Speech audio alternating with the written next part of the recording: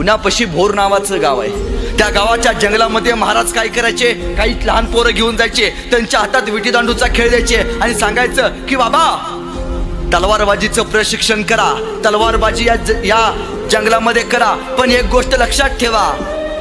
महाराजांनी जंगलाच्या बाहेर 2 पोरं उभी केलती आणि त्यांना सांगितलेलं की बाबा बाहेरून कोणीतरी अनोळखी व्यक्ती येताना दिसलं तर तुम्ही फक्त कुठल्या तरी पक्षाचा आवाज काढा, म्हणजे आम्ही हातातल्या तलवाऱ्या फेकतो आणि पोरांना विटीदांडीचं प्रशिक्षण देतो, कारण बाहेरच्या शत्रूला कळू नये की आता स्वराज्याची गाठ बांधली जाते.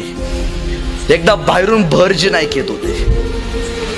नायकांना बघितला बरोबर जंगलाच्या बाहेर उभे केलं. 2 पोरांनी हुबेहूब मोराचा आवाज काढला.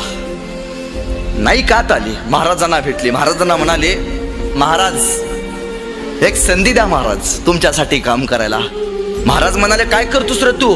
काय नाही जी, वेषांतर करतो. असं करतो, माझ्यासारखं वेषांतर अखंड मावळात कोणी करत नाही असं लोक म्हणतात. महाराज म्याना पिंगळा होतो बर का, महाराज म्याना भिकाऱ्याचं वेश घेतो बर का, महाराज तुमच्या गुप्तचर यंत्रणेमध्ये या शेतकऱ्याच्या पोराला घ्याल का महाराज? महाराज तुम्ही जिथं जिथं जाल ना तिथं तिथं जायच्या अगोदर तिथली प्रत्येक माहिती द्यायचं काम हा भरजी करेल.